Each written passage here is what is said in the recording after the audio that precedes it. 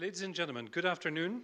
My name is Stephen Blokmans. I'm the head of EU Foreign Policy Research here at CEPS, and it's my pleasure to welcome you to this kickoff event of a Horizon 2020 project sponsored by the European Commission, which will lead a part of the team which you see up front and some in the room to carry out research on the European Union's approaches to the prevention of violent extremism, with a regional focus, bifocal in a sense, on the Western Balkans and the MENA region.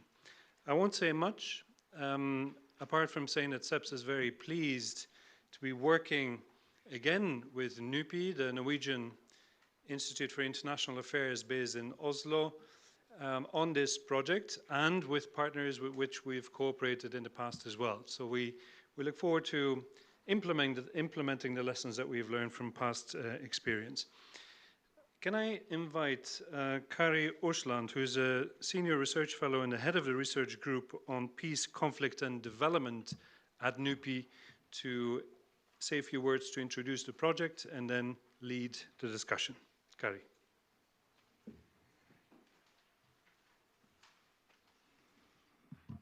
Thank you so much, Stephen. So, how come that these two boys, let's call them Tom and Peter, who grew up in the same neighborhood, surrounded by harsh living conditions, had fathers working in the same factory, went in fact to the same school, experienced similar upbringing in the same surroundings? Tom ended up being radicalized and left home to become a foreign fighter, while Peter started working in the same factory as his father. A lot of research has been done on those who left, those who became radicalized, the Toms out there. But what about the Peters out there? What can explain their resilience? What are the main explanatory factors? In order to come up with more fine-tuned approaches to preventing violent extremism, and hence better policy recommendations to the EU, to many of you present here today, we need to understand better this part of the puzzle. Ladies and gentlemen, good afternoon. It's a great honor to chair this seminar today, kicking off this new research project. And let me start immediately by introducing this excellent group of researchers that are among the ones that will work on this project. I will present them in the order that they are sitting, but that they also will make their presentation. So first here on my left is Morten Bøås. He is the principal investigator and also a research professor at the Norwegian Institute of International Affairs, NUPI, Norway. Next, Edina Bećirević. She is professor at the University in Security Studies at the University of Sarajevo, and also a president and co-founder at Atlantic Initiative. Next, Dialil Lounas, assistant professor, Al-Akhan University, Morocco. And next, Nia Jaleh Bagayoko, chair of the African Security Sector Network. And next to her, Stéphane Lacroix, research fellow, assistant professor, Seri Sciences Po. And next to him, Andreas Hatzidiakos from the European External Action Service, Division on Counter-Terrorism. Each of these will have 5 to 6 minutes to give introductory remarks. When you are at around 5 minutes, I will make this sound, and then you know that it's time to stop. So, without further ado, I will give the floor to Morten, please.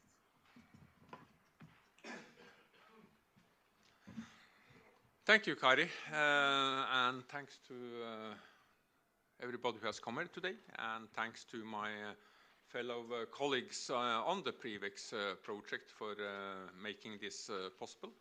And also thank you to the European Union and the European Commission who has given us access to this funding, enabling us to do this project. We are very happy for the trust they have shown in us in order to allowing us to conduct this research. We are trying to do two things in this previous project. One is that we are trying to sort of say that what is violent extremism actually? I mean, it's a very wide phenomenon. There is no established definition really of the term. It's used endlessly, both within security studies and within policy dialogue and parlor. But do we actually know what this phenomenon actually is? So how can the EU become better at preventing violent extremism if it doesn't have a better understanding of what this phenomenon actually is? So we are looking at both the phenomenon in the Balkans and the MENA region, and about what it is, and in order to say something about how it can be prevented, how can prevention strategies become better. And Kari started by touching upon one of the most important and probably most novel part of our research, and that is our focus on both where it happens, but also where it do not happen, and I'll get back to that. And it's a huge project with a lot of participants, so I wanted just to sort of quickly introduce to you the participants behind this project. I mean, we have partners from Al-Akwan University in Ifran in Morocco. We have the Alliance for Rebuilding Governance in Africa, ARGA, which is based in as a headquarter in Senegal, but with offices all over the Sahel. We have the Atlantic Initiative in Bosnia, the Belgrade Center for Security Policy in Serbia, the Center for Advanced Studies in Sofia, Bulgaria, CEPS, of course, here in Brussels. We have the European University Institute in Italy. We have CERI in France, the Group of Legal and Political Studies in Kosovo, Institute for Democracy and Mediation in Albania, Middle East Research Institute Erbil. In Iraq, we have us, which is NUPI, the Norwegian Institute of International Affairs, the Santa Anna School of Advanced Studies in Pisa, Italy, University of Copenhagen in Denmark, and the University of Leipzig. We are a wide group of researchers with partners both in member countries and non-member countries. And I think this is very much needed in order to try to understand this phenomena, because you cannot really understand it only from afar. You cannot do this only as some sort of desk study. You need to also be in the field. You need to do this through interviews, lab in field experiments, participant observation, and so on and so forth. And you need to also to do this together with people who actually live in these kind of in the areas. And you need a wide group of people also, because these are immensely diverse environments. I must admit that I was both thrilled and a little shocked when I saw the call came from the European Union. A focus on preventing violent extremism in the Balkans and the MENA. That's two enormously large universes in itself. And we are trying to build this up through a number of micro-oriented studies up to the national level, and then trying to draw some inter-regional comparisons. So what we are doing is comparative studies of violent extremism in these regions, and we must strike a balance between similarities and differences. We have selected case studies that illustrate the different challenges of violent extremism in the two regions. In the Balkans, we will be looking at Bosnia and Herzegovina, about Serbia, about Northern Macedonia, Montenegro, Kosovo, and Albania. In the broader MENA region, Algeria, Egypt, Iraq, Jordan, Libya, Morocco, Saudi Arabia, Syria, Tunisia, and the United Arab Emirates. And given the interconnectedness between violent extremism in North Africa and the bordering Sahel, we have also included case studies from Mali and Niger, because it's almost impossible to understand the dynamics here without taking this into consideration. There is so much interconnectedness between the situation in Northern Africa, southern part of Libya, for example, and what is going on in Niger and Mali. It really cannot be seen in isolation. Yes, these are also very different places, but there are also several things that unites this, ranging from everything to land rights conflicts to trade rights, through a number of issues that sort of unites this in very tense and fragile political environments. And As I said, micro case studies will be connected to country analysis, form the backbone of comparative country analysis in each region, and finally these inter-regional comparisons. The key concepts that we will be working with is violent extremism and radicalization. We will be working with what we call the enabling environments framework. We will be talking about what we call decisive moments within these enabling environments. That is when things boil over, where a situation reaches a certain tipping point, where things may or may not explode into violent extremism. But we will also be looking at within these enabling environments, as Kari also pointed out in her first remark, there will be both occurrence and non-occurrence of violent extremism. And sometimes, I mean, and that is sort of one of the weaknesses of this kind of conflict research, which I've been doing now for almost 2-3 decades in various parts of Africa. Often it's easier to explain why people turn to violent extremism, why people turn to violence, why people take up arms, than why are they not doing it? But maybe the pathway to better preventive strategies is not exclusively to focus on where it occurs, but also to focus on the places where, in accordance with theory, in accordance to all we know about this, where it should have occurred, but it didn't. Why is that the case? Is there certain mechanisms of resilience on the community level, on the individual level, that prevents this from happening? But we also need to conceptualize the state, because there are states there. Even if some of them are immensely fragile, as the state in, for example, Mali, or the almost non-existence of the Libyan state, they still matters, and we need to have an understanding of them. From the Balkan state to the MENA state to the Sahel state, we need to conceptualize and understand these states. Starting with our conceptualization of the state. Obviously, very different states, but there are certain commonalities here after all. We are talking about most of these states can be defined as either unsettled states or states with quite weak social contracts. This probably matters. Many of these states also have questions concerning what constitutes the polity. And if there is one thing we know from the whole history of state building, is that a state is in serious trouble if it really cannot define its polity, if there is a lot of conflicts over the composition of the polity, because that means that you are dealing with strongly competing identities. Still, I mean, we are dealing with states with very different degrees of fragility, but maybe an important question to ask is how well do they respond to a shock as the emergence of violent extremism? Because the state can be part of the solution, but it can also be a driver of a violent extremism, causing a minor phenomenon to explode due to ill-defined and heavy-handed state responses. And this we have seen from the Middle East to North Africa to the Sahel. That heavy-handed, indiscriminate state responses has turned what was actually a minor problem into a much larger problem due to ill-defined state responses. These countries also have and states also have that in common, that they are circling in and around the EU.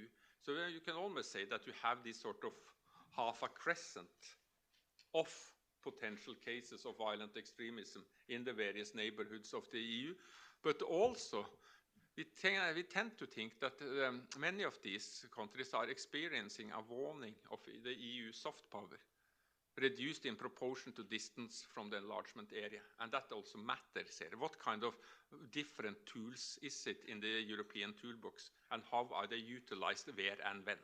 Because they are not utilized in the same manner in all parts of this extended neighborhood of Europe, that's for certain. And just asking it to a question, I mean, sometimes another thing that unites a lot of these countries is the fact that they once upon a time belonged to the Ottoman world. And is part of this post-Ottoman legacy something that we still need to cater for analytically, policy-wise, and so on? I'm here just asking it as an open question, something that we will continue to discuss in this project. Violent extremism, widespread use in security discourses, but the concept lacks a precise definition. So how can the EU become more effective in preventing if it does not have a clearer understanding of the nature of the phenomenon? We believe that this shortcoming threatens to lead to counterproductive outcomes in terms of policy prescriptions. We see violent extremism as violence inspired or justified by some sort of political or religious agenda in pursuit of some sort of political objective.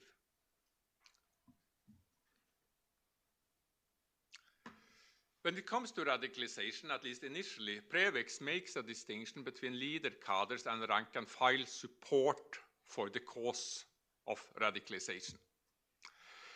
We at least believe that any understanding of a process of radicalization must be anchored not only in religious ideas or another ideology, but must be seen in relation to the livelihoods and political possibilities afforded the people in question. You cannot reduce the issue of radicalization to solely being a matter of religious or political conviction. There is much more to this than religion or political ideology. The proposal also takes a stance against mental transformation theories in which the potential radical persona is subsequently seen to become totally absorbed by and committed to the radical idea. I mean, we all juggle different identities and different situational poses, and that is also the case for most people involved in these kind of organizations. They are more than just a Salafi or a right-wing nationalist. Everybody is more than that. And we believe it's more fruitful, in particularly for the rank and file, to see radicalization as a pose, as some sort of situational pose, rather than seeing the radical identity as completely monolithic.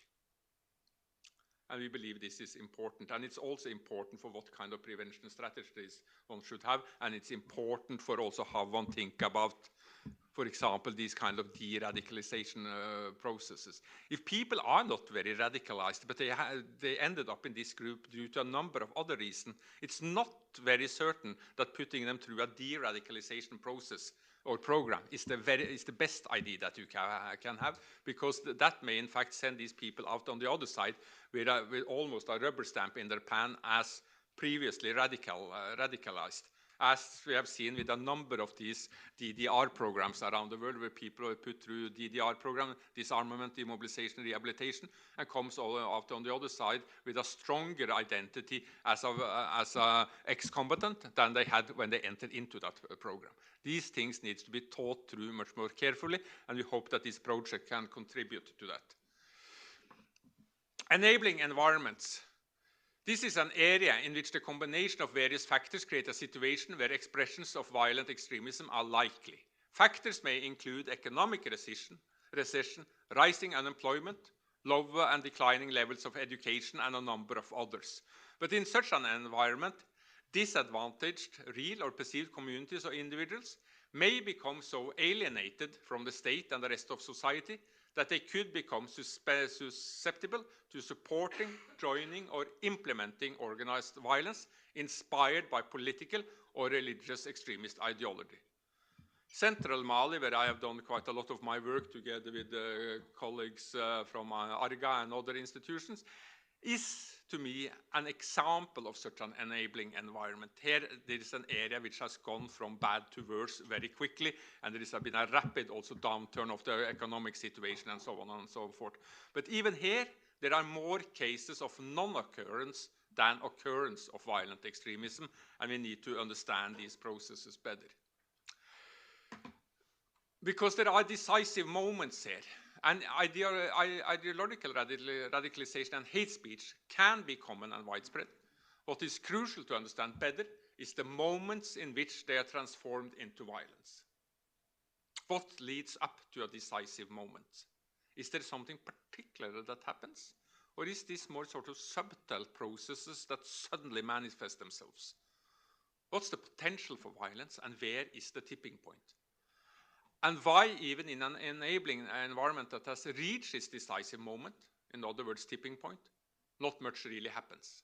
That's the non-occurrence part. Is this due to a successful intervention by a local or external partner, or are more subtle forms of resilience at play?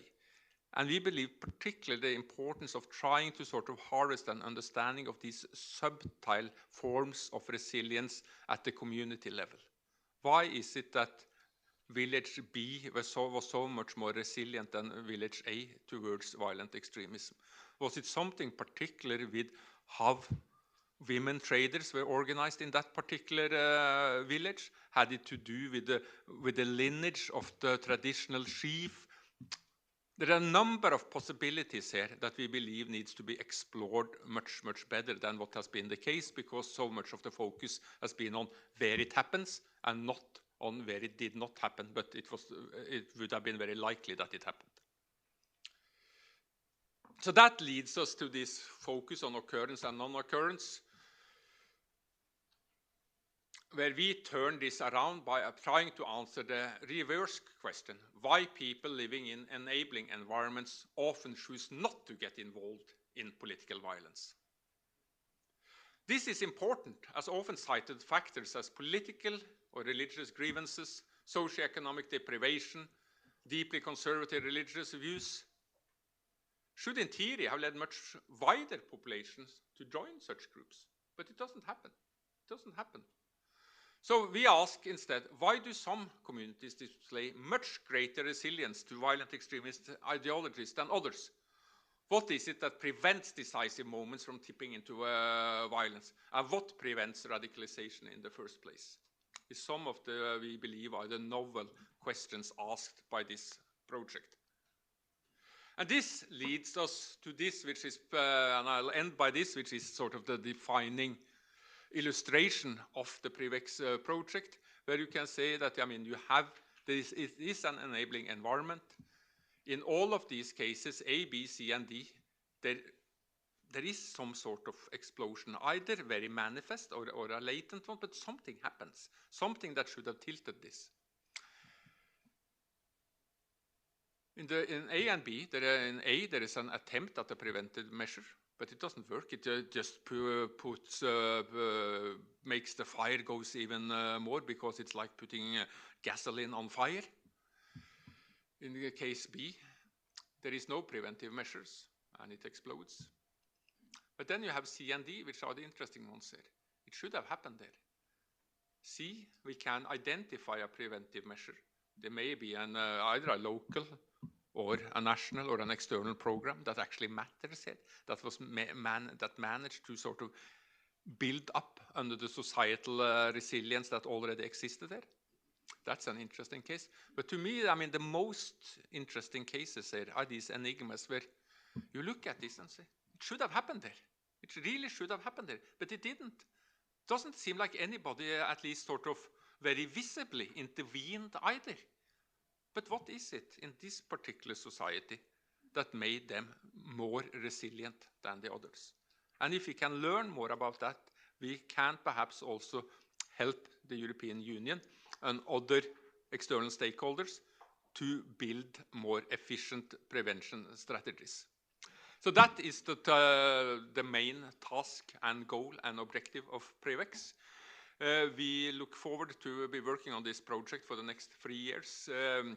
We will have a number of sort of dissemination pathways from presentations like this. We will have more of these like this in Brussels, but we will also have them in almost all the places where we work. We will have these kind of presentations.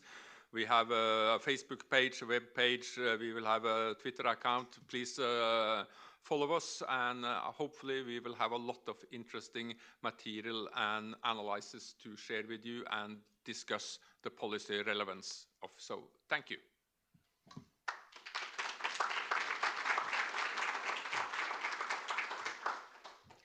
So thank you so much, Morten. He was already allowed to have more time than the other one. So then we will move on with the 5 to 6 minutes presentations. Edina, please.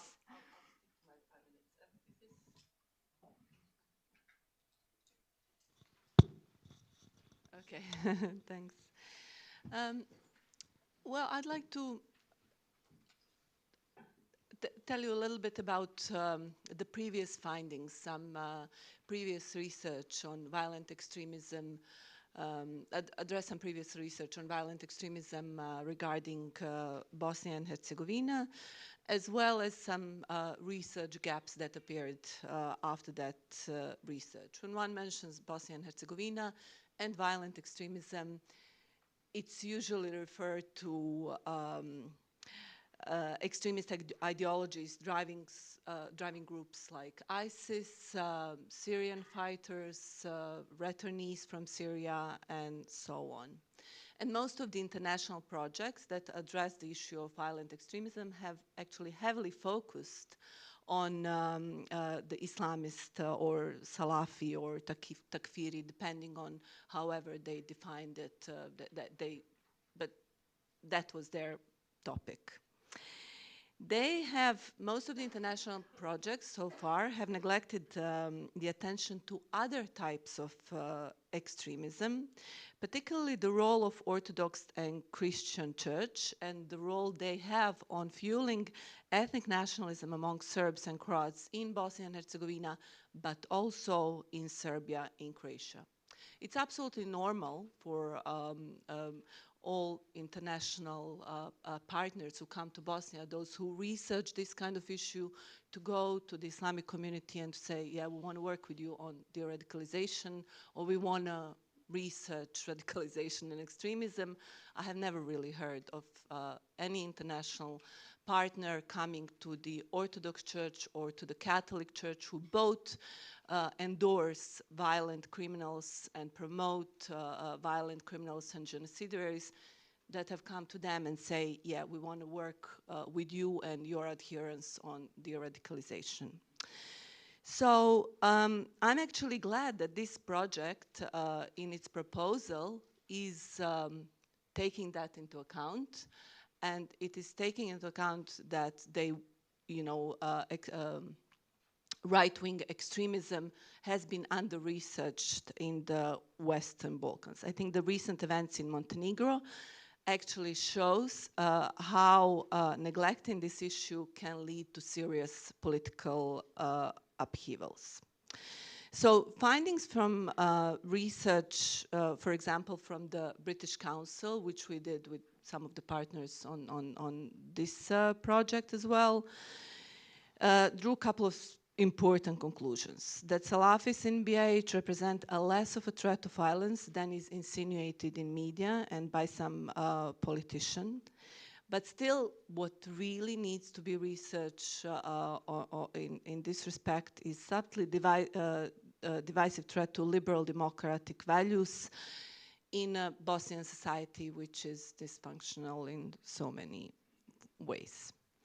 No forms of extremism exist in a vacuum, and the focus, as I already said, is actually risks obscuring the threat posed by mutual extremism and reciprocal radicalization.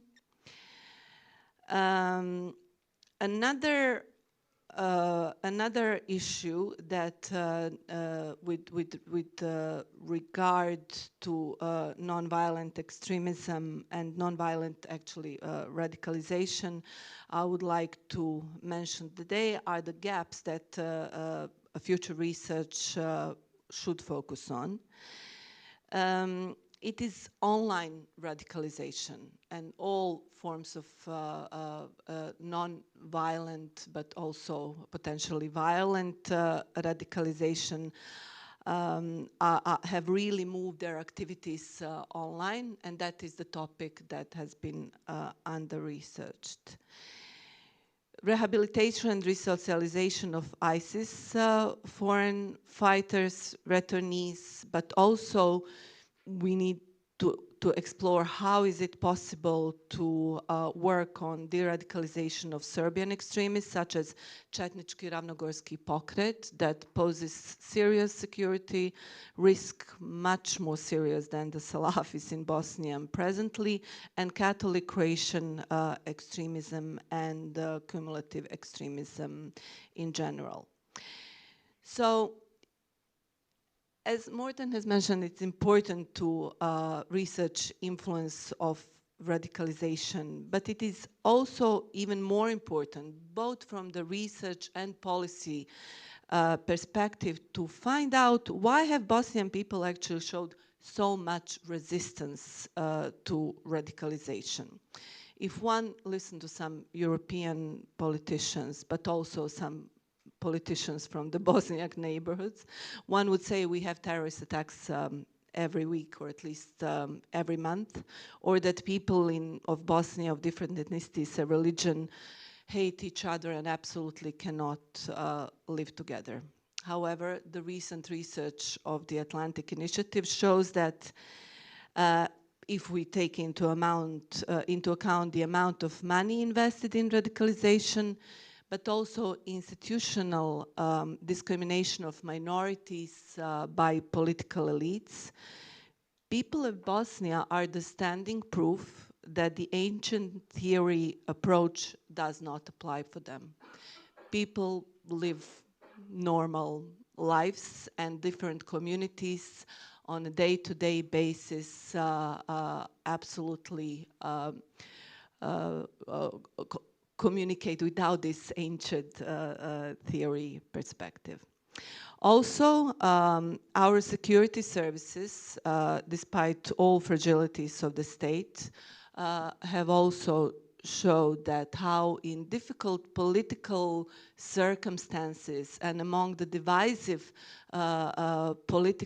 ethnic political agenda, how it is absolutely possible to work on the prevention. After the return of the Syrian fighters, we didn't have one single incident in Bosnia and Herzegovina. Taking into the risk to sound too patriotic, I thought it was important to emphasize the perspective that you usually don't hear among the circles of people who research terrorism and violent extremism. But that reflects the Bosnian reality. Thank you. Thank you so much, Adina. Jalil, the floor is yours.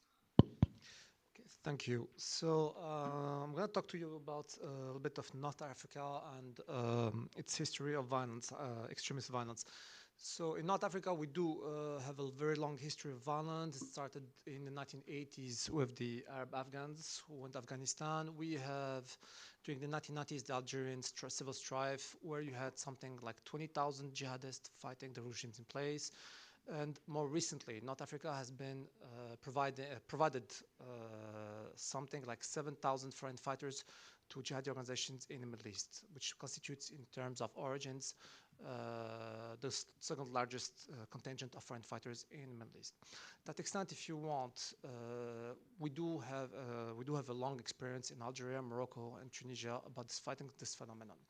Now, why is it? I think this this project is important for us. It's because when we talk about countering violence in North Africa, people think immediately about repression, suppression, and that's basically what it comes. And I heard something like that earlier. Well, in the past 10 years, actually, the North African states have followed diverse strategies, combination of diverse strategies to counter violence. It included, of course, preventive measures. Preventive measures meaning monitoring the internet, arresting would-be terrorists, people that are suspected of willing to join terrorist organizations, which we found elsewhere. That's number one. Second, repression, of course, suppressing terrorist organizations. We have seen this in Algeria, especially in Algeria and Tunisia, where the army conducts on a regular basis military operations against jihadi organizations in both countries. Morocco, a bit less because we don't have as such active organizations as such, which is not the case of Algeria and Tunisia. But something that is much less known, and again, when we talk about North African states, it's those policies and strategies that have been put in place that have been actually proved quite efficient, which I believe that lessons can be learned from them. And here I would be talking about policies such as national reconciliation in Algeria, for example, the strategy of Tasalluh in Morocco, and a similar one that is put in Tunisia. What is it based on, basically? The idea behind those strategies is that repression does not work. It's learned experience from the 80s and 1990s. Pure repression does not work. When I talked and when we previous field works, when we did interviews with several people, they said, look, most of the jihadists, you do have a hardcore group that wants to go to do jihad. But most of the people around are not can be recuperated, quote unquote, récupérer, as we say in French. The idea of the strategies is to basically weaken those jihadi groups by providing, and here I quote another guy, a way out for foreign fighters, for jihadi fighters. How? It's, for example, providing them with amnesty. In Algeria, for example, this is the policy of national reconciliation, amnesty, surrender to the security services, cooperate with us. In exchange, you get reduction of sentences, or you are basically freed. Surrender, you also got economic and social incentives, again here in Algeria. In the case of foreign fighters, all three countries basically follow the strategy of recuperation, bringing back the people who want to surrender from Syria and Iraq, bringing them back to Morocco, Algeria, and Tunisia. And here was it important. We have, out of those over 7,000 foreign fighters that went to Syria and Iraq, half of them were killed, but we have over 1,500 that have returned home, Tunisia, Morocco, and Algeria. Here they followed the subject of trials, and if they cooperate with the security service, they get reductions, sentences reductions. They also have they're the subject of ideological de-radicalization. They have to follow trainings, ideological trainings.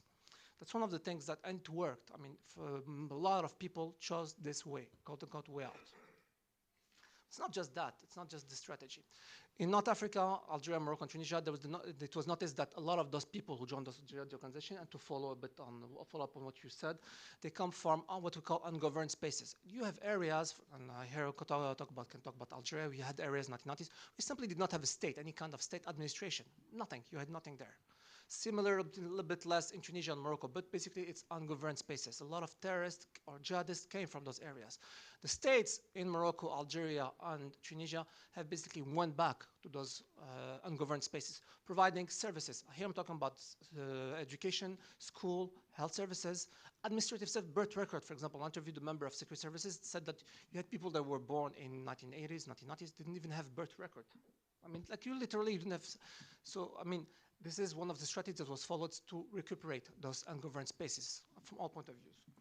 Ideological as well, ideological CVE was an important component. Ideological CVE means basically you have a speech, you retake control of the religious sphere. You put forward imams, we talked about, it was mentioned earlier during the meeting, put forward imams that counter the radical ideology.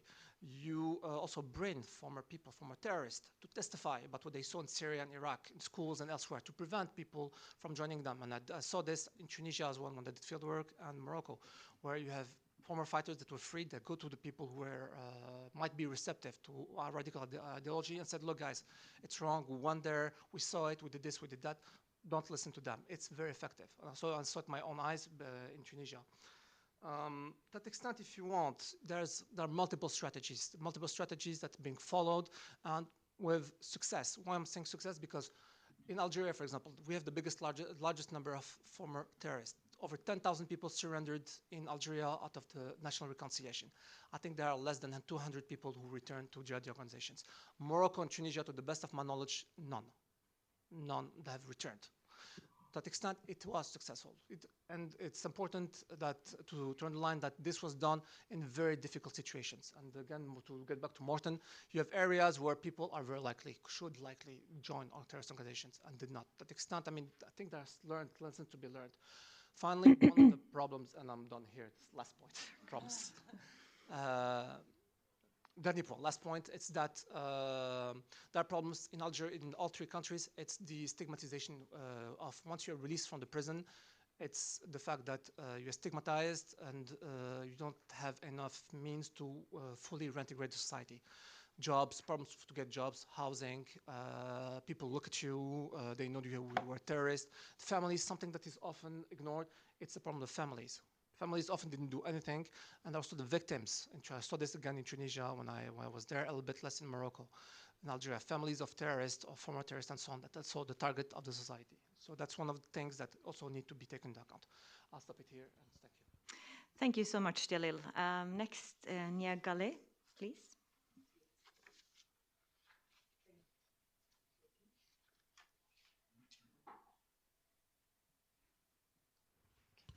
Merci. Thank you. As far as I'm concerned, I would like to focus on the situation in Sahel because two countries from this area are included into the project. And I would emphasize 2 points. First, the need to take into account the very complex societal environment when looking at violent extremism in the area. And second, what about the responses presently mobilized to address violent extremism? So first, it appears very clearly that in Sahel, it is very difficult to understand the security environment only through the lens of violent extremism. And on the contrary, there is a dire need to focus on the need to make linkages between the following dynamics. First, the importance of other kinds of violent actors in the environment. First, the different rebellions and armed groups. For instance, you can hear sometimes or very often that the issue at stake in Sahel is to implement the so-called accord pour la paix et la réconciliation au Mali. And in fact, you will see that today violent extremism is less and less linked to the implementation of this agreement because the situation which, in fact, the violence which initially ousted in northern Mali has been moving first to central Mali and now to Niger and also to Burkina Faso, which is not including into the project, but would be worth looking at as well, because the so-called Liptako-Gourma region, the three-border region, is in fact very intermingled. The second aspect to look at is the role of self-defense groups and vigilant militias, which do have community-based roots. That's so important. Today, one of the most violent groups in the Sahel regions are linked to those community-based organizations. There is also a need to look at the role of criminal networks, which are linked to all those actors, including jihadists. So what I would like to say is that today, violent extremism is also linked to all those trends, and it is very difficult to only consider the security situation in Sahel only through the lens of violent extremism. So what this is entailing, in fact, I think that there is a need to look at the societal realities in which all those dynamics which I just portrayed are rooted because you can see that, of course, there are links to in global dynamics, be they historical or contemporary. For instance, of course, the jihadist groups in Sahel are affiliated to international groups, to summarize, to Al-Qaeda and to Daesh, Islamic States. But also, there are lots of very deeply rooted realities, such as kinship networks, which you were just mentioning families. Yes, of course, that's so important. Matrimonial strategies also do matters. That's so important to look at them as well. There is also a need to focus on the kind of relations that violent extremist groups are developing with local populations, including with civilians. And you will find that they are not all the same. Some groups are trying to find a way to have very close relationship with local communities. Others are trying to threaten them. And that's very important to understand the different kinds of resilience that communities can have. Another aspect, I think, it is also to look at the competition between the different jihadist groups. In Sahel, that's very interesting, is what is happening today between the so-called GSIM, which is affiliated to Al-Qaeda, and the EIGS, which is affiliated to the ISWAP, which is Islamic State, West African provinces affiliated to the Islamic states. And in fact, when you look at the reason for such a competition, of course, there are power relationships, but also there is a need to focus on the political economy of those groups, the way they are funding themselves, and also the way they are trying to install. I saw that in the project there is an intention to focus on the polity, and today we can see that kind of new polities are emerging around the administration of justice, in particular in relation to the management of natural resources. Yes, just now, just to conclude, I just would like to back what the professor just said this morning. It is also very important to look at the kind of international instruments which are presently mobilized and the role of the military, which is mainly the response which is mobilized today.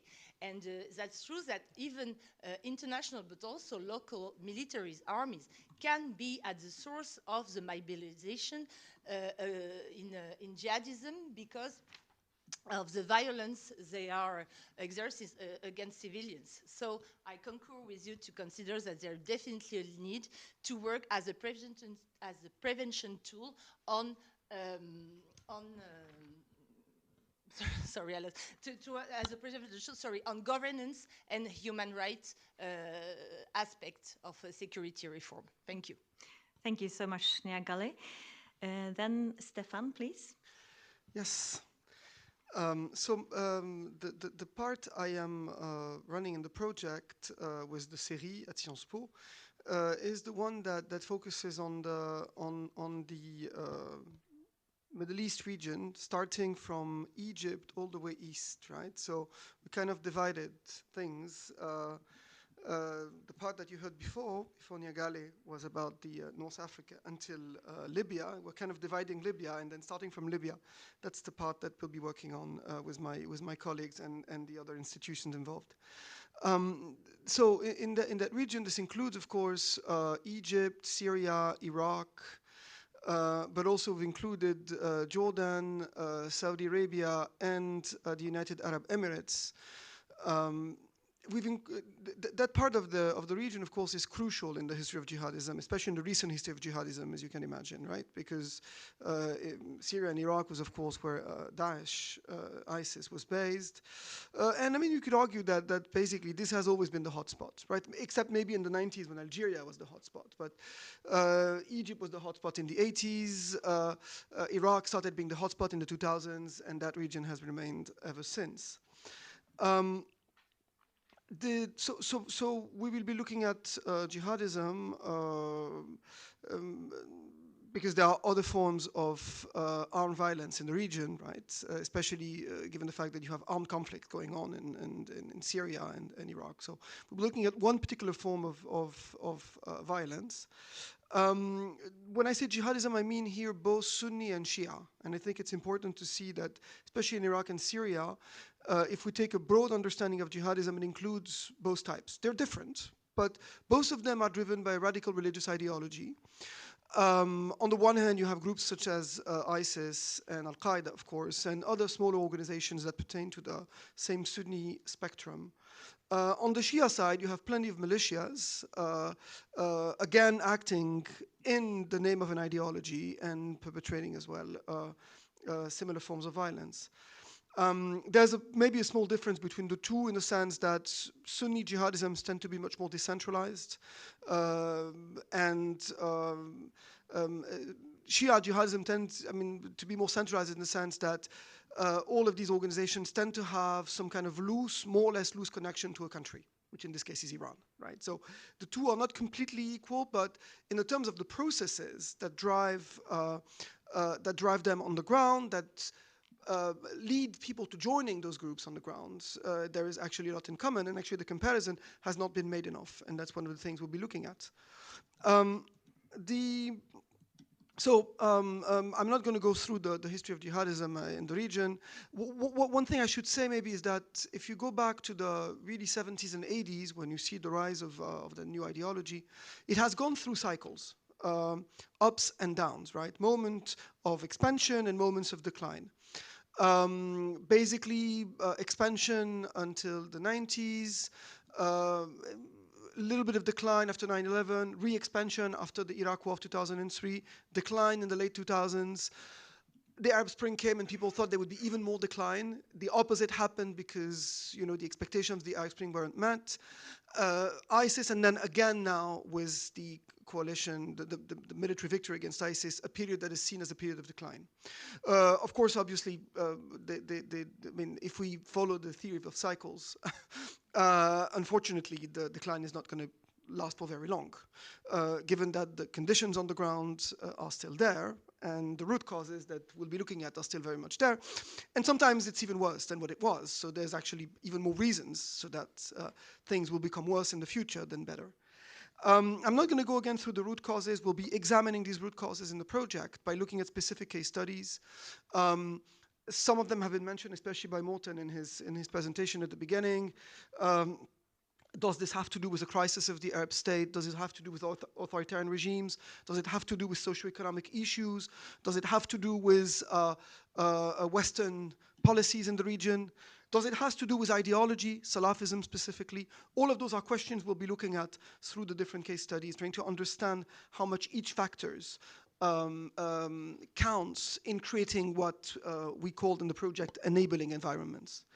One thing I will be looking at especially, I think, is all these policies that have been implemented in the region to prevent and counter violent extremism.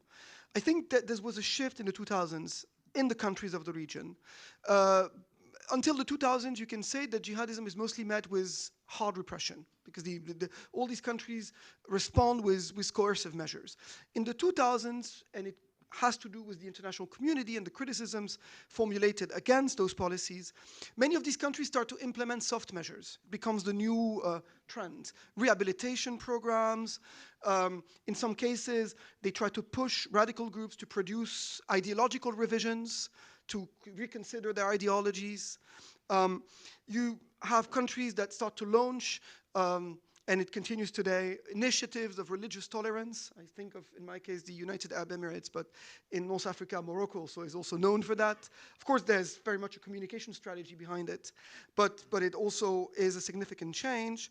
Today in Saudi Arabia, we're seeing more of this with Mohammed bin Salman trying to reform Salafism, which again, you know, throws a lot of questions. What impact this is going to have, right? To have, if we agree, and this is a question, that Salafism has a lot to do with jihadism, and this is an open question that we'll be looking at, then in this case, what happens in Saudi Arabia would have an impact as well.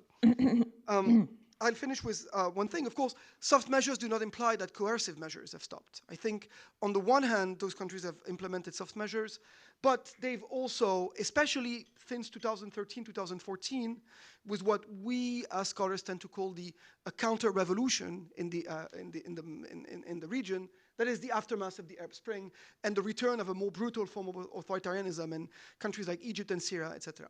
They've been implementing even more repressive measures together with soft measures. So all of this throws in a lot of questions about how effective is this, right? And one of the things we'll be looking at, again, is trying to assess those policies being implemented by the countries in the region to try to prevent or counter violent extremism, sometimes through their own initiative, sometimes through collaboration with the international actors such as the European Union sometimes the UN, etc. So we'll be looking at all these initiatives. I will stop here and thank you. Thank you so much, Stefan. Andreas, please. Thank you very much. So difficult to intervene after, I don't know what added value I can bring after such interesting interventions, but I'll try to do my best. So thank you for having me. I'm representing here the diplomatic service of the EU, and it's great to be here to also be able to give an overview of what the EU does and how initiatives such as this one fits into EU's overall strategy in order to fight terrorism, to prevent violence, to prevent violent extremism. I don't want to be very long, just to give you the main ideas of what we're doing at our level. So basically the EU is quite a new actor in counterterrorism. You all know better than I do that counterterrorism is mainly at the hands of member states, but what we are doing here is at the ES trying to have a rational, a logical approach, a comprehensive approach of what the EU is financing throughout the world, mainly through the H2020 initiative or DEVCO programs. The second part of our job is, and this is, I think, the crucial part, is to coordinate the whole EU action. There are so many actors in the EU. There is the European Commission, there is the High Representative, there is the coordinator for the Gilles de Kerchove, EU agencies, so many actors involved that it's very difficult to try to see how this all works together. So the ES is here to bring a strategic perspective on what counterterrorism is and what PCV is. How do we do that? Quite simply, I want to say, it's we have a twofold approach. First of all, at the strategic level, one of our main actions is to start a political and counterterrorism dialogue with our partner countries. And this is fundamental. Why? Because I think it's very important to try to establish almost tailor-made approach with countries that were mentioned before in North Africa, Middle East, and even in the Gulf region, in order to be able to fight terrorism and also the structural drivers of violent extremism and radicalization. How do we do that? Very simply, we have and this is quite new actually, it's been 3 years that we were having this. We have a huge network of city experts spread around the world that deal with these issues. So mainly, I think it was mentioned before, foreign terrorist fighters, but also PCV, I heard online extremism, radicalization in prisons, radicalization online, etc. Second approach is also working on anti-money laundering and countering terrorism financing, which is a huge part of what we're doing, and I think it's paramount to work on that.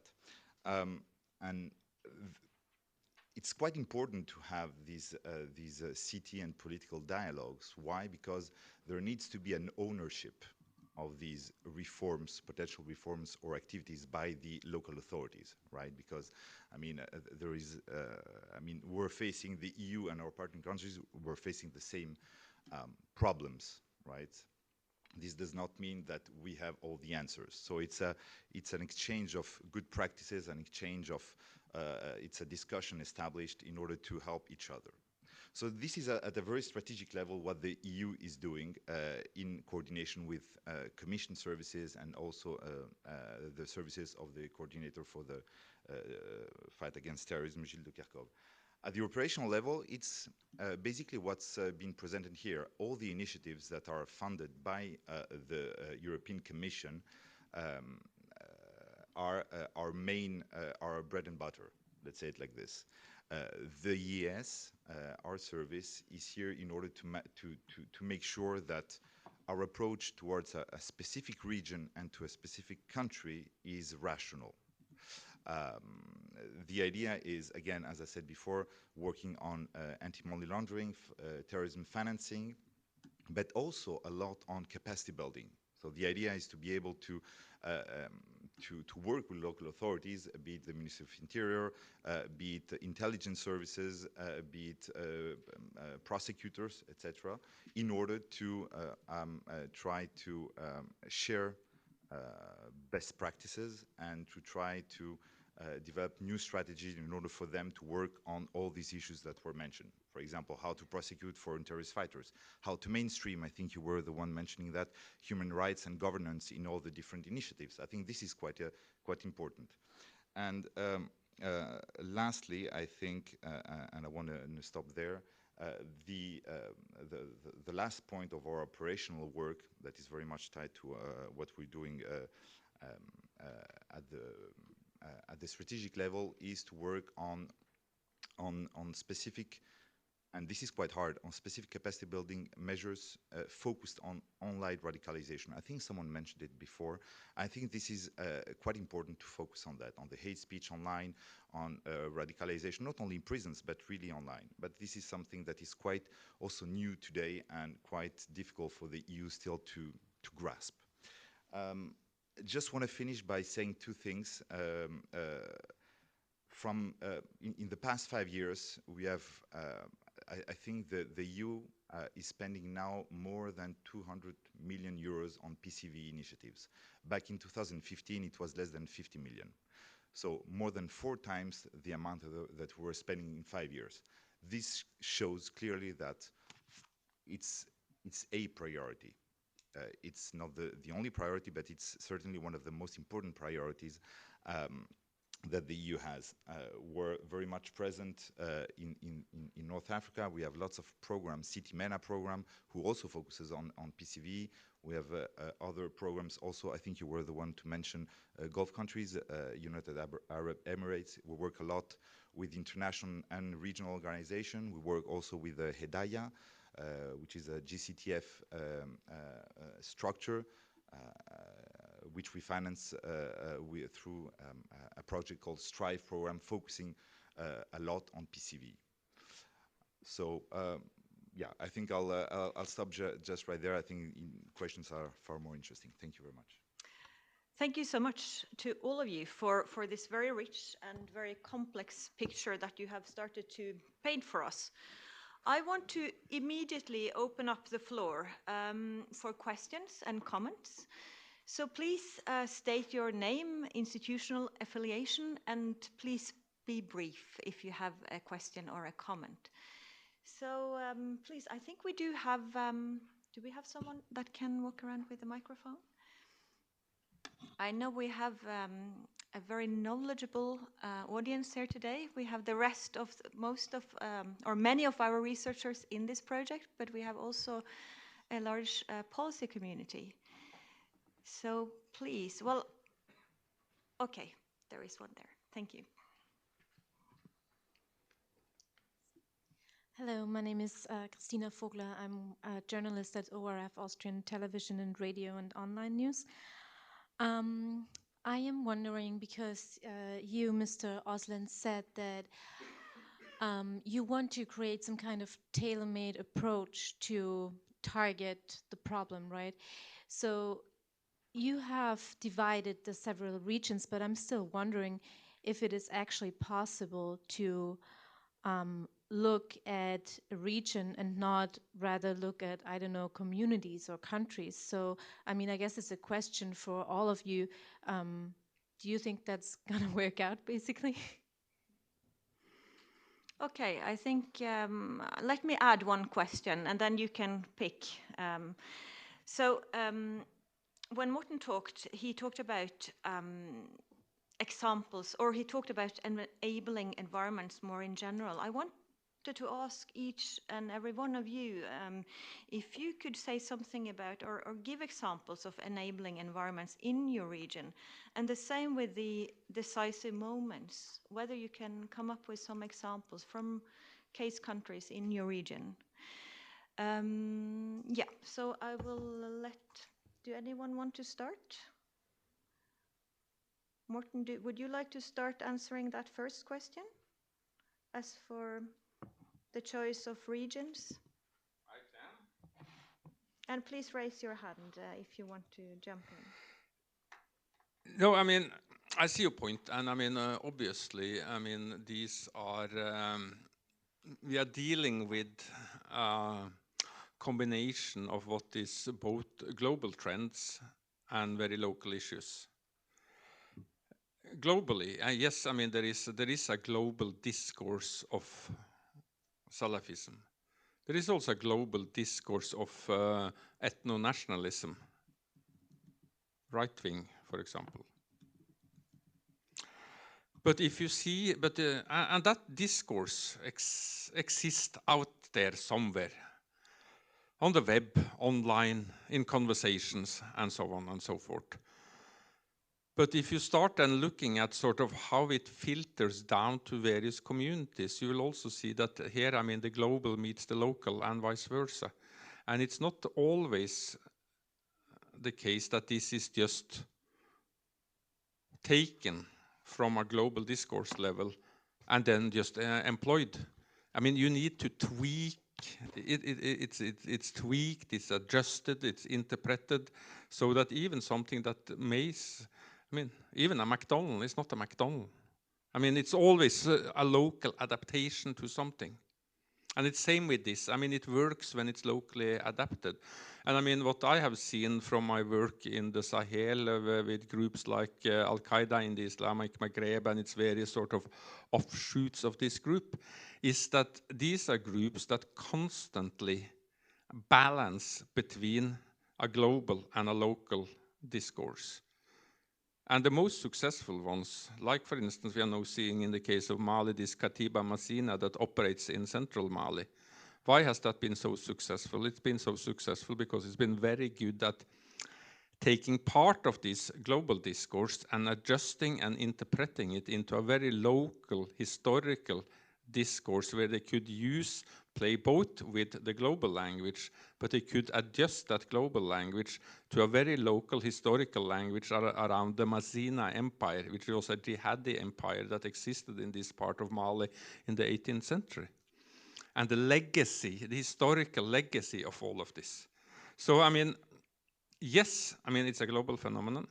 But when it turns violent, it tends to turn violent because it's adjusted to something local.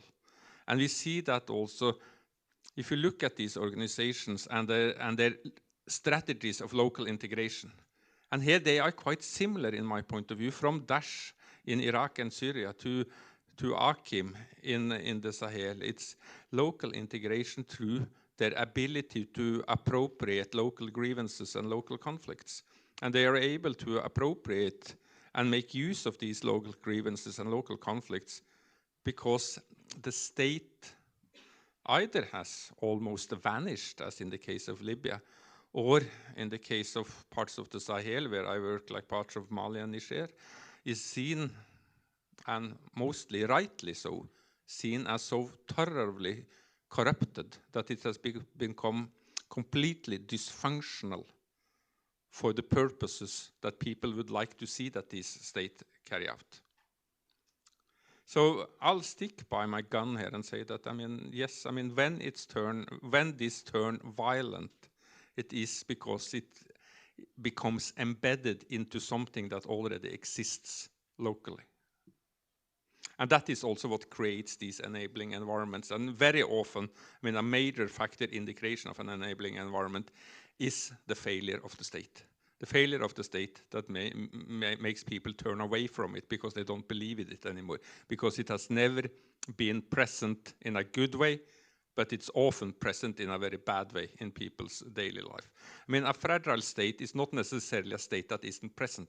A fragile state is a state that is present, but in a very bad and dysfunctional way for the majority of the population. I think I should stop there. Okay, thank you so much, Morten. Andreas, you wanted to say something? Yeah, thank you. Just to give a quick answer and to complement what you just said, I think it is paramount if we want to be successful in what we're doing to be able to intervene at both levels, global and local. And I do believe that this is what we're actually doing. When I said that we are trying to implement a tailor-made approach, we're trying to do it at both the strategic level and at the operational level. Strategic level through having a political and counterterrorism dialogue with our partner countries, right? Because of the problem of ownership, right? If local authorities don't own the reforms or the initiatives they are trying to build together, there is no chance that this will succeed. At the operational level, it's exactly initiatives like this. I mean, it's through these kind of initiatives at the operational level that we will be able to be on the ground, basically, right? So you don't have, we have to see them as functionally complementary.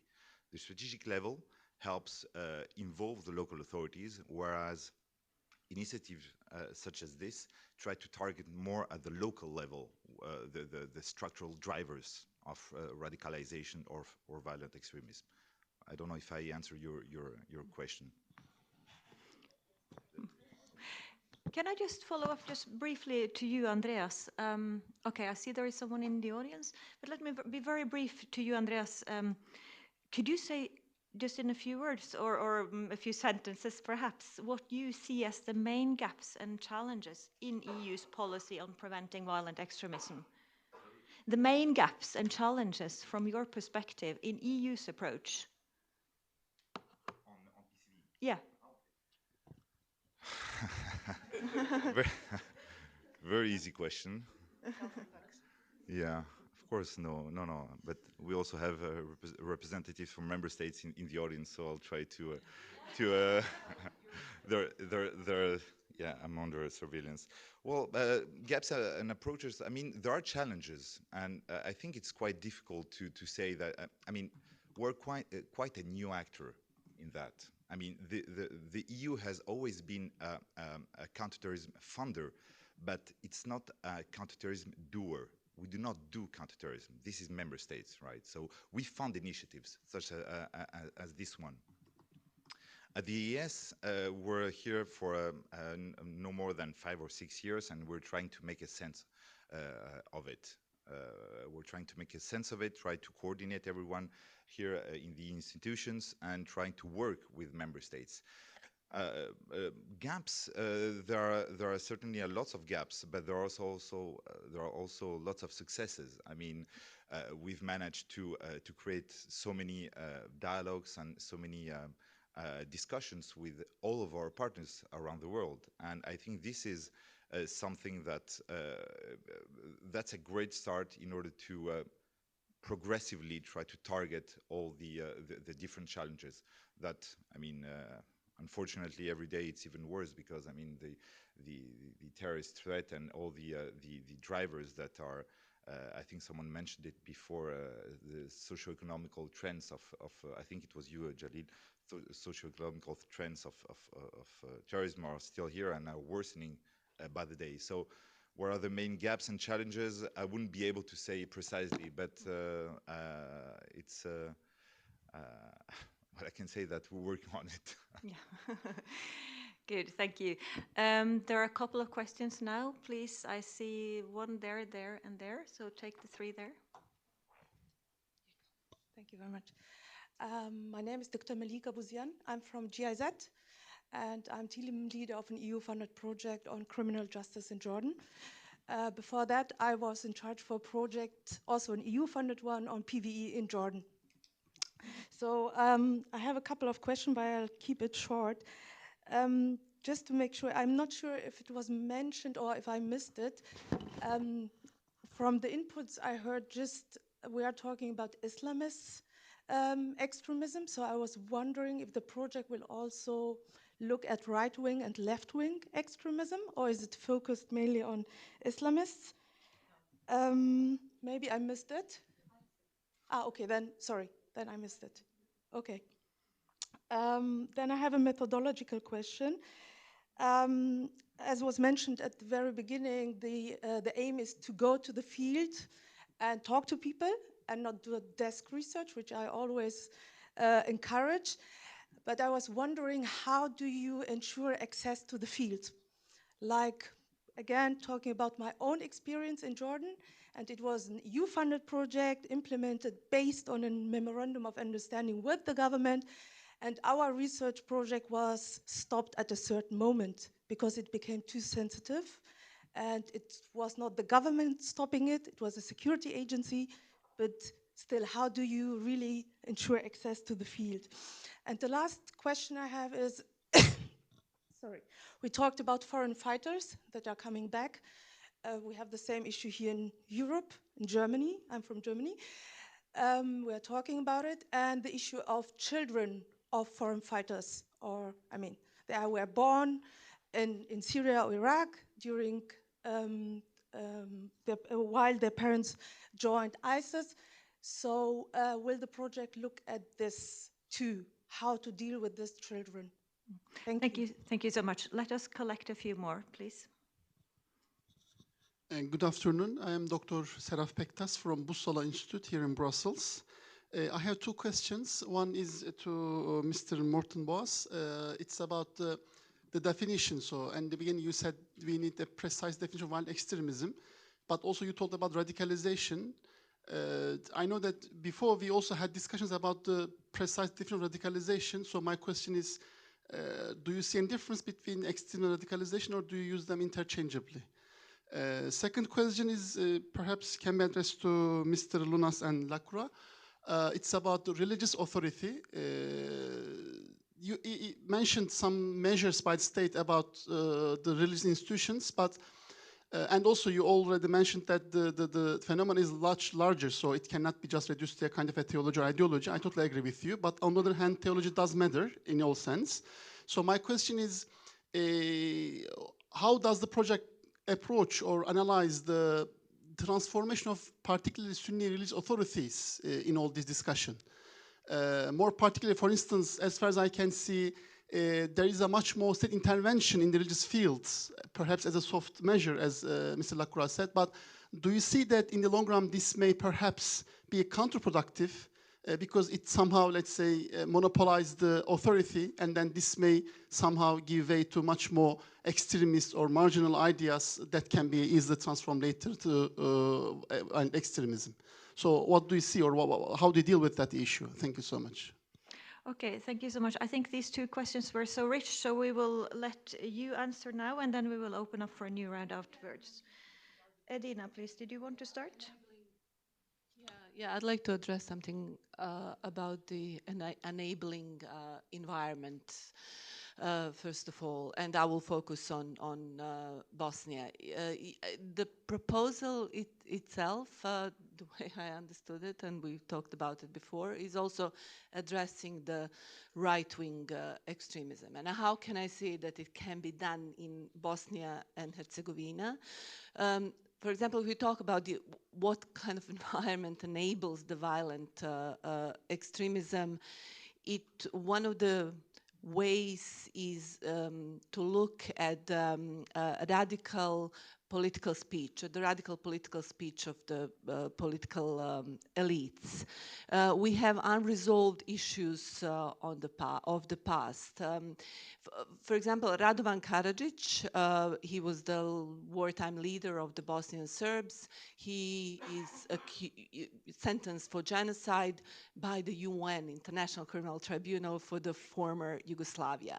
There is a student dormitory presently in Pale, just above the Sarajevo, with, you know, bearing his name, titled by Radovan Karadzic. If we look like, can we just imagine a situation in the post-World War Germany where any of the school or any of the dormitories or anything has a name of the indicted war criminal? International community absolutely kind of neglects this issue. Like if it's normal for the students, for the Serbian students just above the hills, you know, on the Sarajevo hills, to be proud of somebody who was indicted of genocide. So those kind of that kind of ignorance from both you know, the international community as well as the international media contributes to radicalization of Muslims in Bosnia and Herzegovina. Similar is with the Croatian political elites who are Croatia is the EU member country, Serbia is not. So in a way, this kind of ignorance, I mean, it cannot be justified, but it's worse in the case of Croatia. Croatian political elites absolutely endorse the war criminals that have been sentenced by the International Criminal Tribunal for the former Yugoslavia. That is also, I mean, if we look at the enabling environment, that's something it can't be neglected. And the pressure from the EU to stop this kind of radicalizing political speech, that's something that should, the EU should absolutely focus on, especially since the latest research from the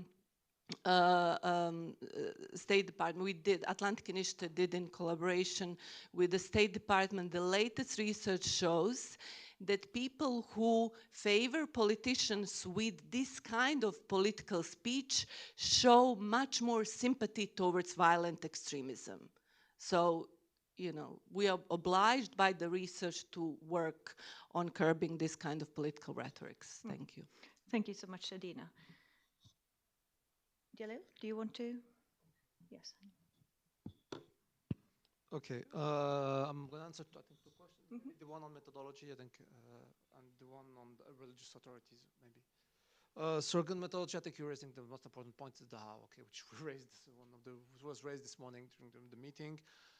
Yeah, you're right. It's very difficult. But personally speaking, when I go on the field, I try to let it know that I'm around without making anything official, and then I talk and see. But sometimes you do have warnings, like what happens to me a couple of times. But I mean, what I try to do is not to cross. I mean, in advance usually the red lines, and you try not to come too close with them.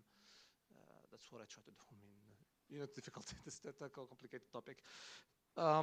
For the religious authorities, I think it's very important. Religious authorities played an important role in the past in actually participating in radicalization and then the radicalization. If you're familiar with the history of North Africa, in Algeria, for example, then Tunisia and then Morocco, they played an important role in radicalizing people, for example. Bon. What happened is that in all 3 countries now there have been attempts to take back the control over the religious authorities, assert the authority of the state in the area for religion. It includes, of course, monitoring and putting forward so-called official Islam. I mean, now, especially in Morocco, but also in Algeria and Tunisia, we have imams that are formés, how do you say this in French? Trained in universities. For example, in our university, we trained imams and so on. They receive a university degree.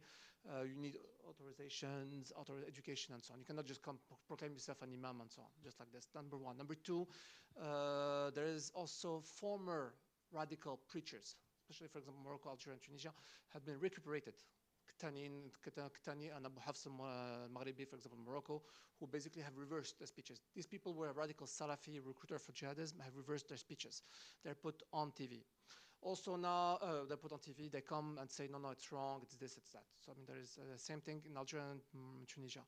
One thing that is not done anymore and that was done in the past, it's let radical preachers come to the countries and preach. For example, here, Turki bin Ali, for those of you familiar with Daesh, Turki bin Ali was the Mufti of Daesh. He came before, in 2011, he came in North Africa, he preached in Tunisia and Morocco and Algeria. Abu Omar Hazimi came as well at the time.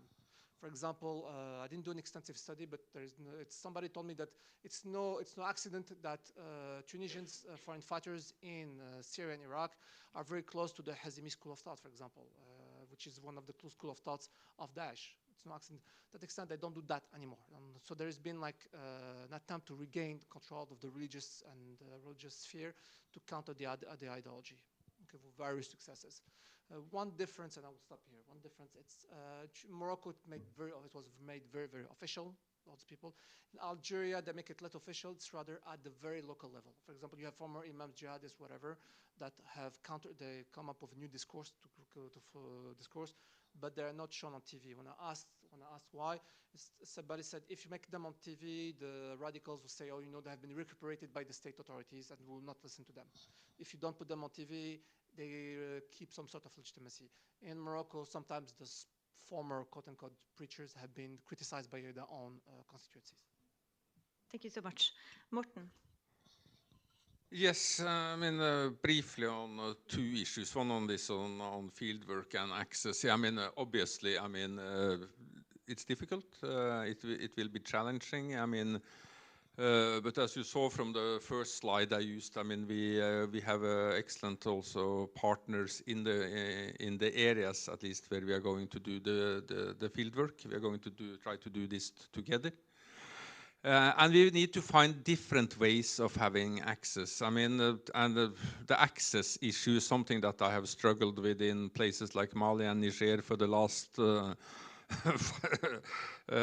since 2012, basically. And I mean, it's not getting any better; it's getting worse because I mean, there are increased areas of these territories that come, if not under the control of armed actors, it at least becomes the security situation becomes so volatile on the ground that it's extremely difficult to do any serious fieldwork there. We have to sort of surveil and screen the field very, very carefully. We need to be careful of what we are doing. We are not putting people at risk. So it will be difficult, but there are also strategies that you can use. I mean, since most of the, at least in the Sahel and also part of the Middle East, at least as the conflict situation looks right now, I mean, we are not talking about front lines. We are talking about areas where certain violent groups have some sort of social control over the population, but the population are still able to move. Meaning that in the case, for example, of central Mali, where I have done work, I mean, we have been able to interview a lot of people who live in the proximity of the Katiba Mazina, but they still travel in and out between that area and Bamako, for example, so we can access them when they are in Bamako. There is also a lot of movement in several of these groups, not only in the Sahel, but also elsewhere. One tends to think about if people have joined a violent radical group, then that is all you are. As I said, I mean, we also see this as some sort of a situational pose. So people move in and out also of being in an armed group like this. And then sometimes when they are not in that group, you can in fact talk to them. Does this mean a certain bias in our selection of informants? Yes, it do. Unfortunately, I mean, it's not possible to travel and find Belmokhtar and interview him. I mean, if you manage to find him, if he's still alive, it would be a fascinating fieldwork, but it probably would take the rest of your life or something like that, or at least chop 10, 15 years of it. So, I mean, yes, I mean, this is a challenging field, but we need to be as creative and innovative as possible about triangulating the various sources of data that we have available. And luckily, I mean, there is a group of very experienced field-based researchers within this consortium. So hopefully we will be able to solve that challenge. But it is a real challenge. And will we meet obstacles? Yes, definitely. Will there be difficult security agencies? Will we be up against problems with anything from state security to also other actors present on the field? I mean, it's not always that neither France nor the UN is exactly always that transparent in publicizing what they're doing and being willing to come forward for interviews and so on and so forth. So it's not only the state security apparatuses in this region that can cause difficulties, but yes, they will cause difficulties, and some of these cases will be more difficult than others. When it comes to the question of sort of radicalization versus violent extremism, I would just say that, I mean, we are still working on our terminology here. I mean, the first sort of concept paper from PRIVEX will come out in June, and there hopefully we have made more progress than we have right now. But I would just like to say that, I mean, I tend to separate between violent extremism and radicalization by being that you can be radical, but you do not necessarily have to be violent. And that's, for me, is an important distinction to be made. I mean, we have to separate between radical ideas. I mean, there are a lot of radical ideas out there, and yes, I mean, to some of these ideas, you need to concerned actors need to put up some sort of resistance, but it needs to be a resistance also based on the fact that then we are involved in a debate and a discourse. I do believe in free speech, and I do believe in as free speech as possible. It should not spill over to hate speech, but I mean, there are a lot of radical ideas out there that I personally don't like, but I don't think they should be forbidden. I don't think that that is helpful at all.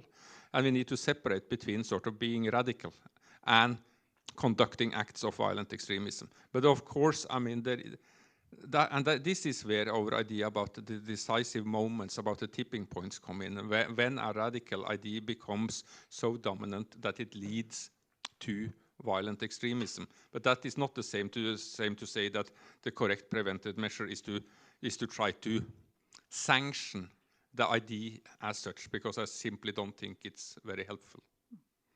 Thank you so much. I think we will then let 2 more questions from the audience. Did you want to? Yeah. Okay, sorry then. Apologize. Then I will let Stefan answer first, and also Nigella. Okay, and then I'll give you the chance afterwards. Yeah, just responding to the question on that was asked to Jalil and me about the religious debate. I think what's happening is actually quite important and quite new. That is, I mean, if you speak to the people in the UAE, especially because they're the ones really behind all these initiatives to try to change the religious discourse, they tell you, and there's a bit of truth to what they say. When they say, I mean, the problems in the past is that traditional Islam didn't have any form of strong state support. That is, on the one hand, you had countries officially supporting a Salafi form of Islam within the Sunni world, and putting a lot of money into it. You had other countries supporting what amounted to a Muslim Brotherhood type of Islam, and also putting a lot of money into it. So the fight was was there, and no one was really putting money into traditional Islam. So traditional Islam was on the defensive. So the whole initiative of the UAE is to try to compete in terms of money and initiatives, especially when the 2 others are in retreat. So try to occupy the void that is being left by the retreat of the others. I think we should not underestimate what this means, because it's quite a new phenomenon. At the same time, we should be very careful about it, because the problem is the UAE is also doing this for very clear political reasons that we know, that are very much tied to a particular political moment, which is the backlash of the Arab Spring and counter-revolution and trying to restore, an authoritarian political order throughout the Middle East. So basically what the UAE is trying to promote is a model in which, dictatorship plus religious tolerance. And they're trying to sell this for, and especially they know that the West is going to be sensitive to one part of that, so they can accept the other part. And they're trying also to sell that to the population of the Middle East by saying, societies will be more open. MBS is doing the same thing in Saudi Arabia, saying you can go to a concert, you cannot say anything politically, but you can go to a concert. So we'll be more tolerant socially and religiously, but less tolerant politically. And the problem is the tie between the two. And one part may actually discredit the other part. That is precisely because in the end, it's not simply a pure religious initiative, but it is one that is tied to very clear political objectives. This could actually backlash in the end. And this is where one has to be very careful. So not underestimate the importance of what they're doing, but be very careful about how counterproductive this could be in the end. And then just one small comment on your what you were saying about Jordan. I think there's one thing we encounter, and we were talking this morning about how the EU, for instance, wants us to have permission of certain countries to do research, etc. And the problem is that one thing that is not taken into account from the part of the EU is that in many of these countries, the state is actually very fragmented. There's not one state. There's several factions.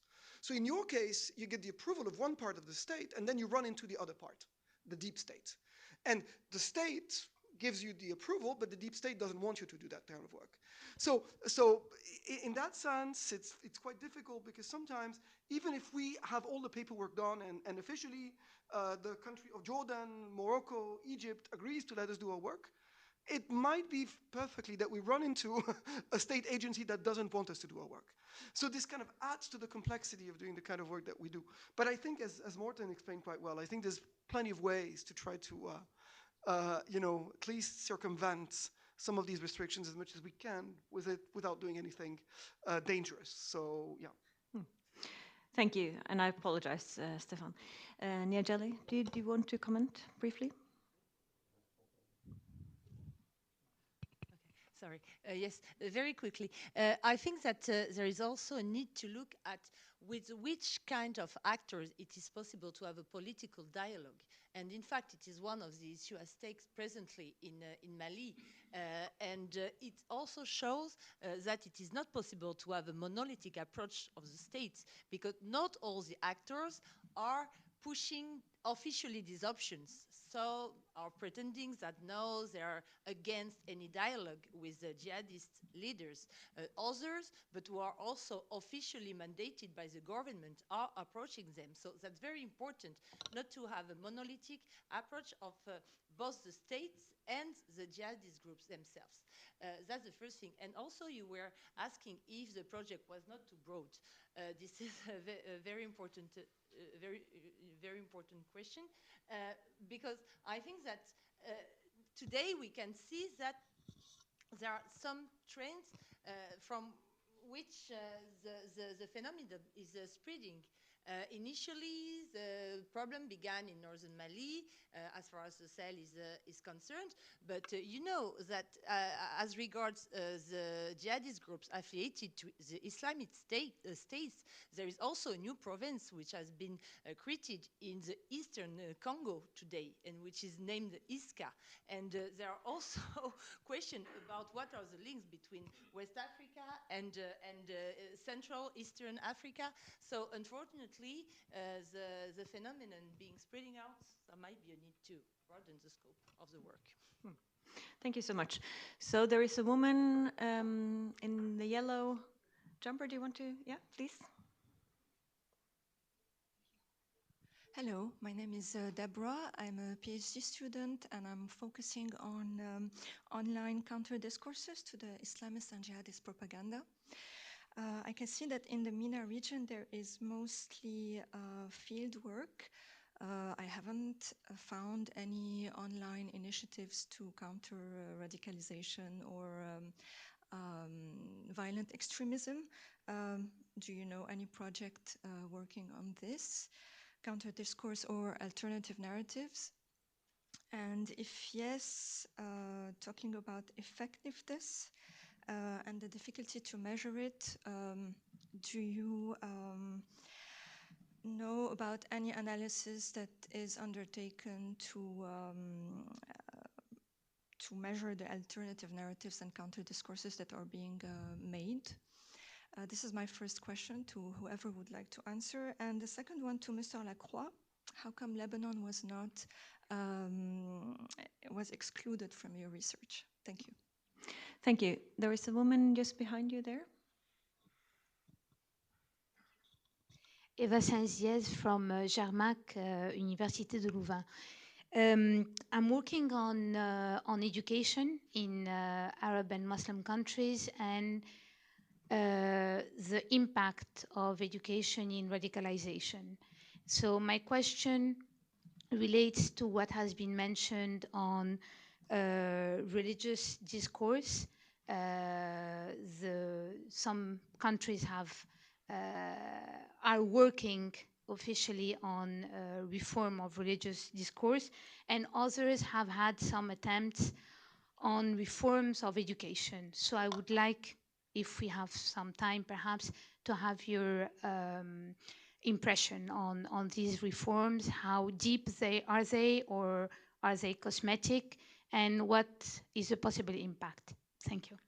Thank you. And then the gentleman, Francesco.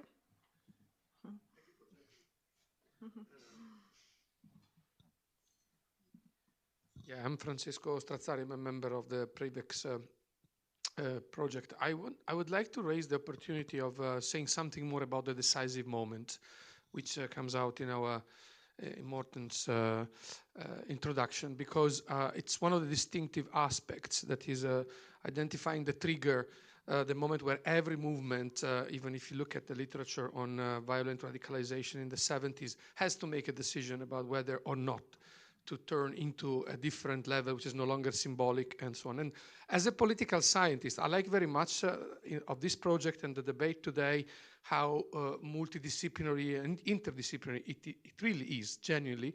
But also, as a political scientist, I feel a bit the need to talk about political systems.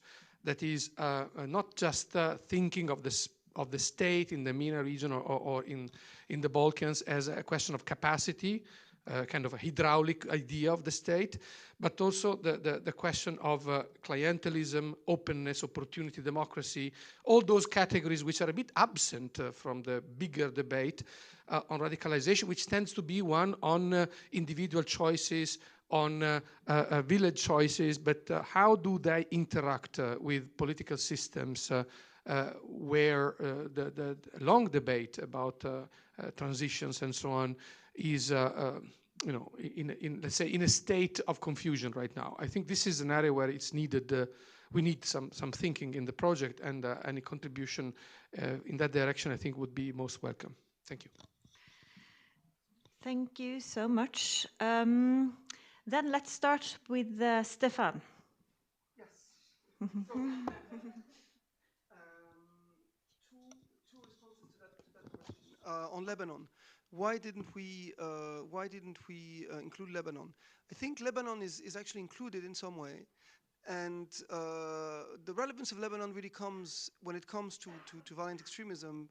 I think a lot of it has to do with Syria, right? Especially during the last few years. So we're looking at Lebanon through the prism of Syria to some extent. I think some of the dynamics that have led to the rise of violent extremism in Lebanon, again, have to do with the Syrian case. Lebanon would be interesting on other, I mean, if we go back to the history, of course, etc. But we had to choose countries. We couldn't look at everything. It's a huge project. It's been reproached to us before that we were looking at too many things. So the problem is to try to find the right scope. The other thing is also that I think it was important to have a balance between countries where you know, the sectarian dimension is crucial, which is the case already in Syria and Iraq, and would be the case in Lebanon, where you know, there's an interplay between violent extremism and sectarian politics, and Egypt, which is not the case because the sectarian dimension is much less in Egypt. And so the idea was also not to have an imbalance between countries where we kind of, you know, again, that resemble each other, at least on that front. But again, we'll be looking at Lebanon indirectly for sure. We'll be spending probably time in Lebanon because, again, when you work on Syria, you spend time, actually, if you want to speak to Syrians today, you spend time in Beirut and Istanbul mostly, because this is where they are, except if you want to go inside Syria, but these days it's not easy, and you're certainly not going to get the Syrian government to give you the approval. So, so we'll be spending time there anyway. Regarding the other question on the counter discourses, I think there's plenty of them. I think there's really plenty of them. It depends what you call counter discourse. I mean, again, not necessarily counter discourse in the way that we, you know, counter narratives in the way that we would kind of frame them. But I mean, in the end, you know, within Islam, I mean, there's been the debate that has been going on against jihadism has produced a lot of criticism of jihadism. You know, scholars have been writing constantly since the 2000s, books to try to deconstruct the jihadi ideology. Jihadis themselves have produced revisions saying, you know, we did mistakes, we were wrong, starting in Egypt in the 90s and Libya in the 2000s, etc. So even a deconstruction from within. I mean, another type of deconstruction is the one you may see today, for instance, in Saudi Arabia. Again, by the way, I'm very skeptical about what's going on in Saudi Arabia, so I don't want to sound more excited than I am. But MBS is also trying to do that when he says, you know, like when he tried to rewrite the history of Saudi Arabia You know, oh, we were moderate. We were always very moderate. And then something happened, Iran, and then we became radical. Let's go back to the original moderation. Whatever you think as a scholar of that discourse, and I think it's nonsense historically, but at the same time, it's effective. A lot of people actually in Saudi Arabia don't know their history, and they tend to believe it. So when they go to a concert, they really think that Saudi Arabia is going back to the 1960s, because they think that concerts existed in Saudi Arabia in the 1960s. This is what is being told to them. What I'm trying to tell you is, again, this is it's another type of counter-discourse, which is basically trying to rewrite the history of your country to show a different face. And all of this contributes in some way to undermine the type of, or at least aims at undermining the type of jihadi discourse. How effective is it is one of the things that we'll be looking at in that project. I don't know how effective it is actually on the ground. Again, I have my skepticism, but counter-discourses do exist. But we may continue to talk about that if you, yeah. Oh, you meant in that sense? Yeah, exactly. Yeah. Okay. Sorry. Okay, thank you. Anyone else who want to jump in? Still? Okay. All right. Okay. I'm just gonna maybe on education. The lady there. I know that in North Africa now there are revisions of books, manuals at schools and so on, because there's an understanding as well that you do have a speech, more radical speeches, internet, and all those things that were mentioned earlier. But there is a background. As a background, somebody. There was this idea that the background was acquired actually in all manuals in schools and so on. To that extent, there's an attempt to change the manuals at schools, religious manuals, and so on, so that religious manuals schools. Also, we talked about this earlier as well. The imams, formations of imams, to produce a counter discourse as well. So there is an attempt.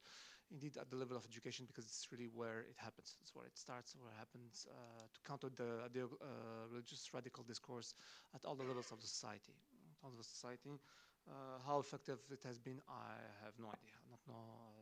I don't know. But there is, because one of the problems that anyways, maybe like small personal reflections, that you have all this counter discourse, but at the same time you still have access to the radical discourse. So, I mean, at the end of the day, my personal experience with people and jihadist interviews is that depending on their own personality, I mean, some of them will listen to the counter discourse and believe that it's credible, and the others will say, no, it's people manipulated and paid by the government. So I don't know, if you want. That's my personal opinion.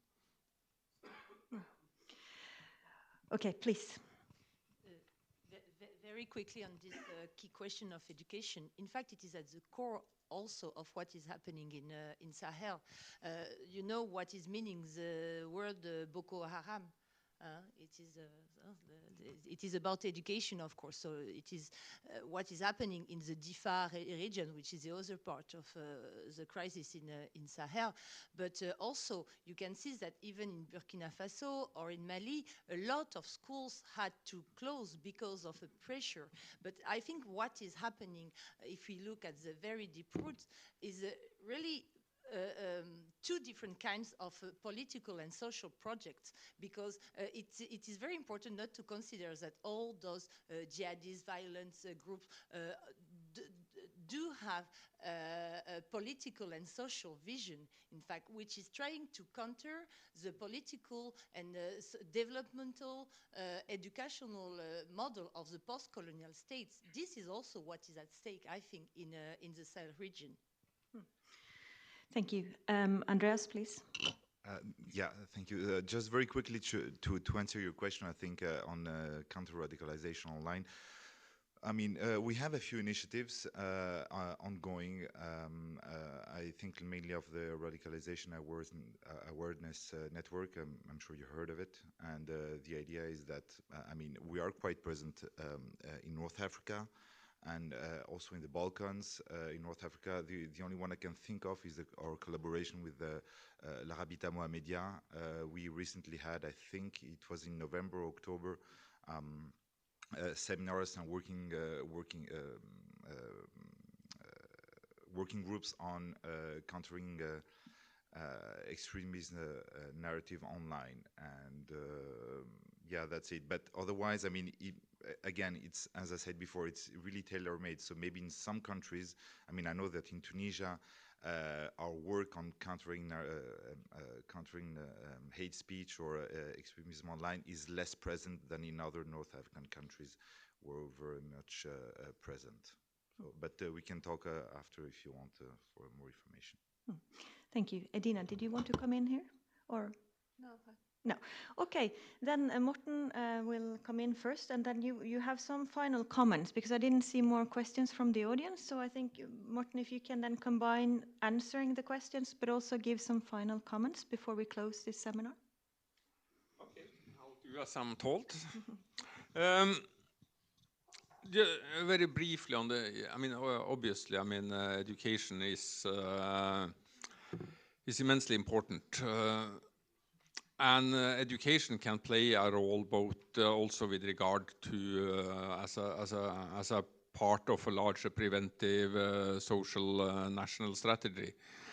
But it also depends upon what kind of role schools actually plays in any given society. Yes, I mean, Niagale, I agree with you that the schools are closed or forced to close at an alarming rate, both in central Mali and in Burkina and spreading into Nigeria as well. And of course, obviously, that's bad. That's not good news at all. But if you, for example, look at the literacy rate over time, for example, in central Mali, you will also see that yes, I mean, these schools were closed, but also before they were closed, I mean, kids were not necessarily taught anything of real value there. So it's also in that regard, I mean, the weaker the state is, the lower is the quality of the educational sector. And there is a reason why Central Mali has the lowest literacy rates in the country, and that is basically because yes, there were schools there until the various jihadi groups has forced these schools to close. But unfortunately, the kids didn't learn anything there. And you know, parents also realize this. So, I mean, most parents, I may be wrong here, and some people may protest to what I'm going to say, but I don't think that for most of the people who live in areas controlled or influenced by the Katiba Masina of Central Mali, it's not the closure of the schools that is the main issue for people. There are other issues that I've seen is more important, because I don't think that people actually are willing to die to defend a school where kids are not necessarily, even if they go there for 7 years, they cannot read or write when they leave that school, because, sorry, the teacher couldn't read or write, he or she either. And that's the situation in some of these countries in our universe. It differs a lot. So I think you need to sort of also here with regard to the importance of the educational sector and of school and school programs and so on, you need to have that context understanding of what it means and how much it matters. I think that's important. When it comes to the online, at least in the I mean,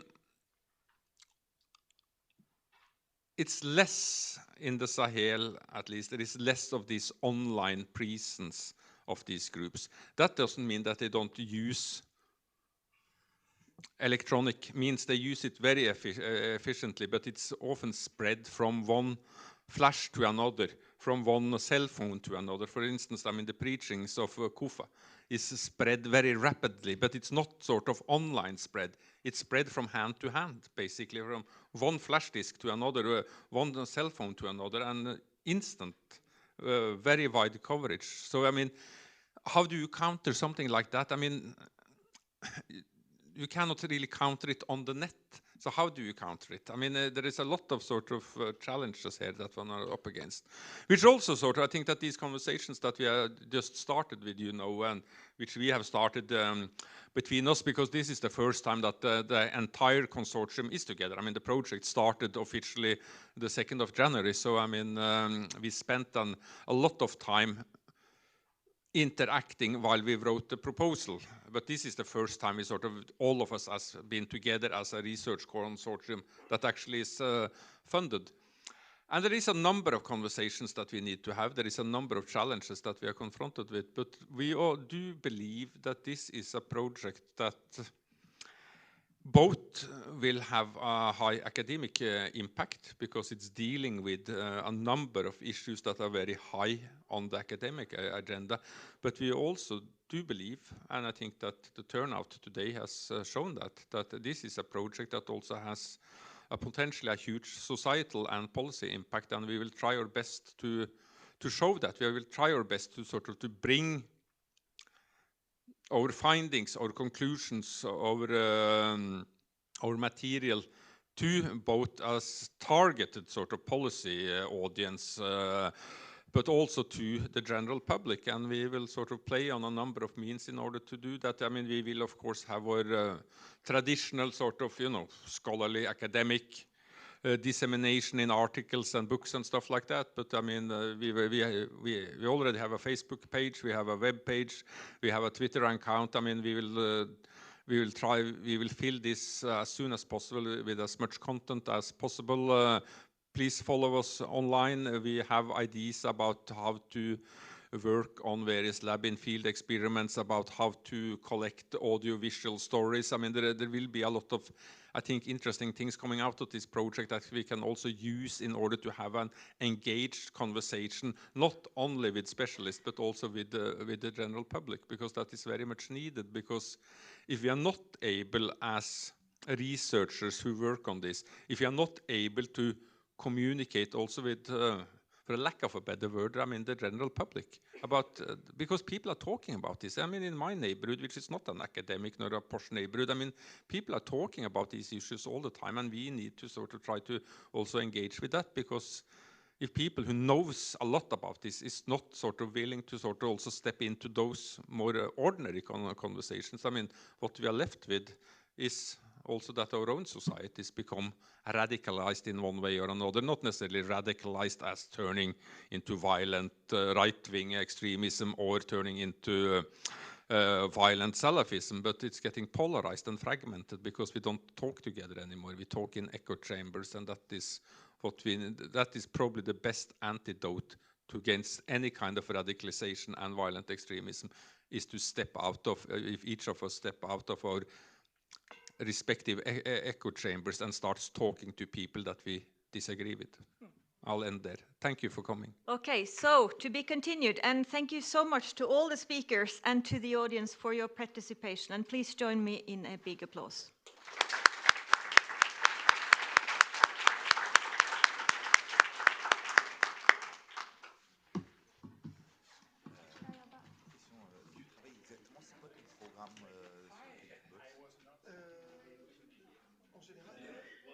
Non, tu n'avais pas parlé d'un point en particulier. Ah, tu es dans le projet. Ah, d'accord, ok, oui, d'accord, ok. D'accord, Je suis en charge de toute la zone que j'ai décrite en fait. Ok, d'accord, c'est bien ça, ok. Moi je pensais que c'était un autre projet, je me suis dit j'ai raté un truc, mais en fait on a été dans ce projet, ouais. Ok, d'accord, ok. Et t'es à Sciences Po? Ouais, série.